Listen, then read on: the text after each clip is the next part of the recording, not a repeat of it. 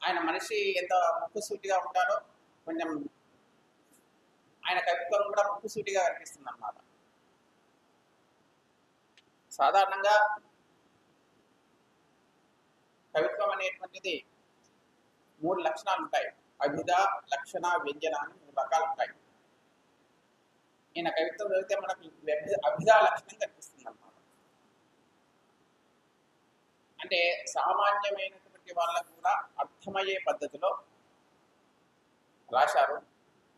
ముఖ్యంగా దీంట్లో పెద్ద భాష అనేటువంటిది దాని ముందు మనం మాట్లాడుకోవాల్సింది ఏంటంటే, దీంట్లో విశ్వబ్రాహ్మణులు, విశ్వకర్మలు,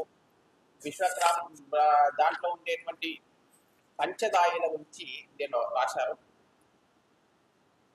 ముఖ్యంగా ఈ విశ్వకర్మ అనేటువంటి దైవం మనకు వేదాల్లో, పురాణాల్లో కూడా అతని ప్రస్తావన కనిపిస్తూ ఉంటుంది.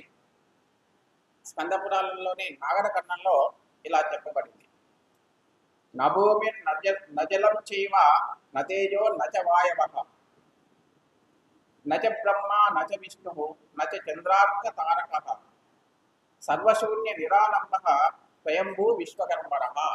అంటే భూమి, నీరు, అగ్ని, వాయువు, బ్రహ్మ, విష్ణు, మహేశ్వరులు లేనటువంటి సమయంలో స్వయంభూగా జన్మించినటువంటి వారు విశ్వకర్మ అని మనకు శాస్త్రాలు చెప్తున్నాయి.